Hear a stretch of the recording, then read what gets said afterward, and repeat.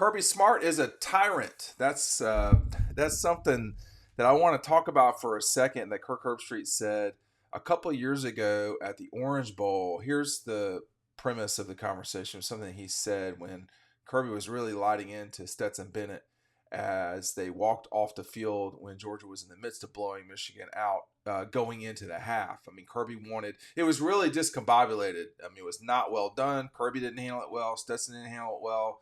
Uh, you know, I suddenly have forgotten the coordinator's name, which is really bad. But you know, there's a lot that you see, but I think what people miss a lot of is just to be completely fair here. I mean, I think Kirby loves the kids that play for him. I think he's extremely hard on them, which is a way to show love. In many ways, not abusive. I mean, I tell stories from things that I see on the sideline, things that I hear. I don't typically say what I hear. I'm not willing to. I'm just not comfortable with that. But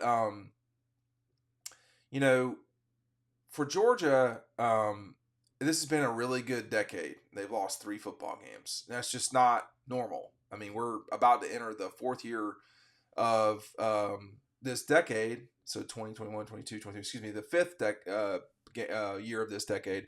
And they've just not lost very much. I said 3 games. So if you count 2020, which you should, they've lost 5 games total. Is that right?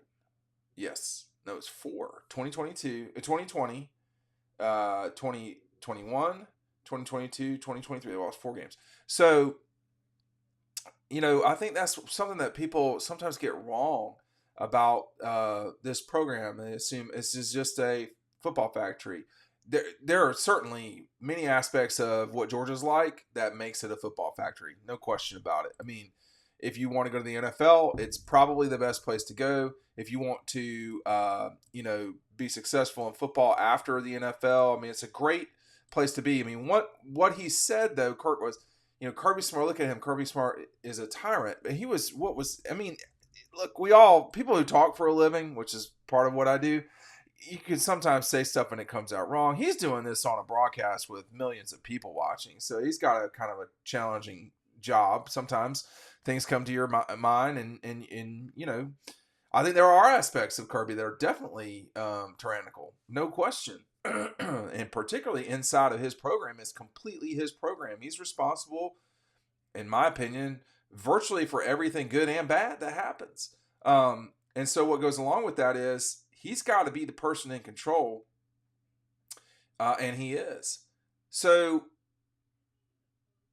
when you talk to players or parents, sometimes there is, I don't know about concern. There is, they want to know what your opinion is of the situation. Of course, I mean, I'm not in the program. I don't know everything. I know bits and pieces, and I know enough to be dangerous. But by and large, by the time people leave, with few exceptions, it's clear that he loves his guys. I often sprinkle in stuff from my past. My coach was a lunatic. I mean, he was absolutely bonkers half the time, coached 29 years. And he was extremely passionate about what he was doing. It stressed him out, I think, tremendously. But he definitely loved us. I mean, but, when you're running a program, I think, too, where there's 85 scholarship players, and I think there's probably, I wouldn't want to underestimate it, there's at least 300 people in the Georgia football apparatus. So that would be, staffers, managers, players. So there's 125 players alone.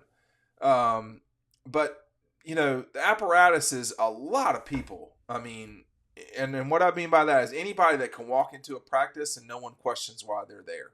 Sports information, anybody from, senior athletic department. It's a big organization. And it's a multi-million-dollar organization.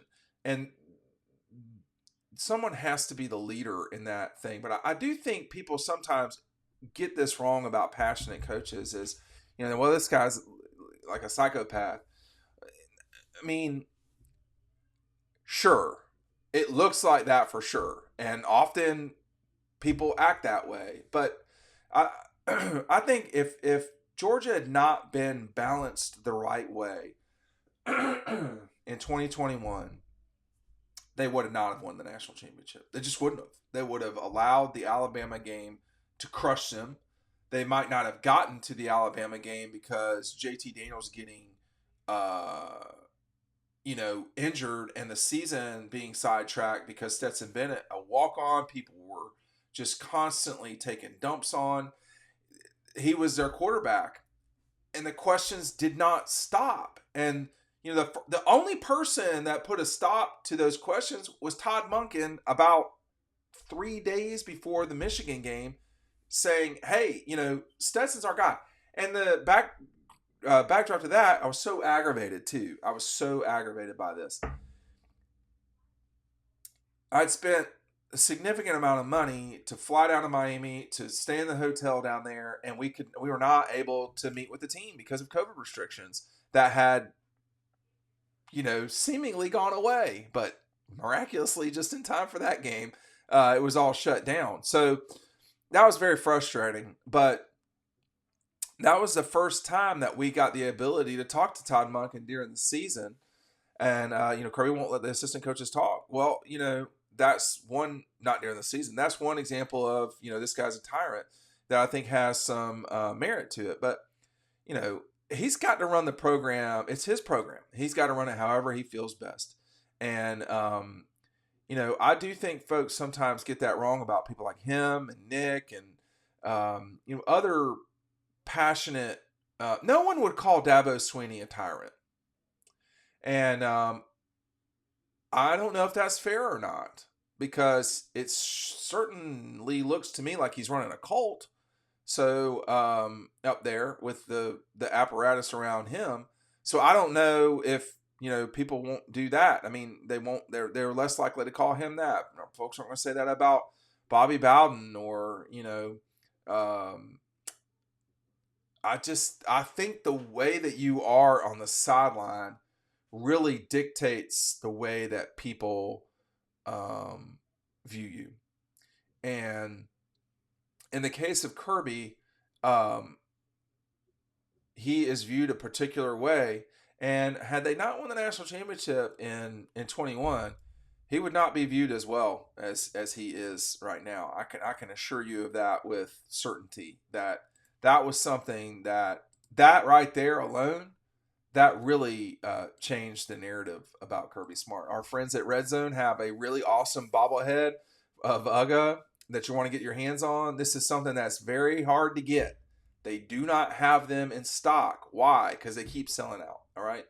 If you want one, they can essentially guarantee you one by the end of spring. However, can't guarantee it to you if you don't order now. So it says the second run will be available in May. So just after G-Day, not so far. Pre-order now, don't have any regrets. The backstory on this is they ordered some of these and they just flew off the shelf and they can't get any more. So now is the time. This bobblehead is officially licensed by University of Georgia. It's 4.5 inches by 5 inches tall, limited edition collectible. This isn't going to be at Walmart, so don't even try it. So they've also, just as an aside, they've got this old school,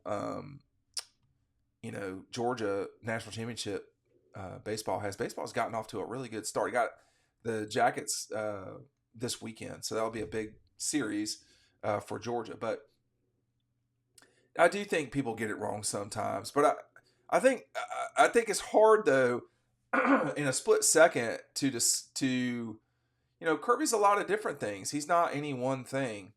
And I do think sometimes that we overdo it with passionate coaches.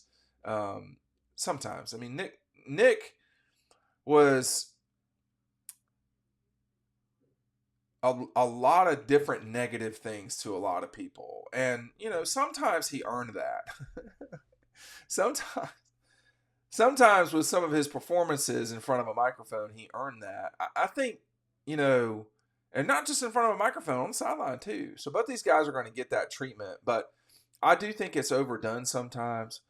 I think he's a superb coach, both of those guys I'm mentioning.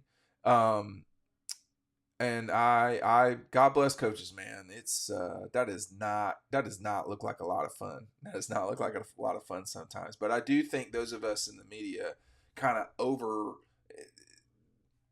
it gets overdone sometimes. That's what I wanted to say about perception of Kirby.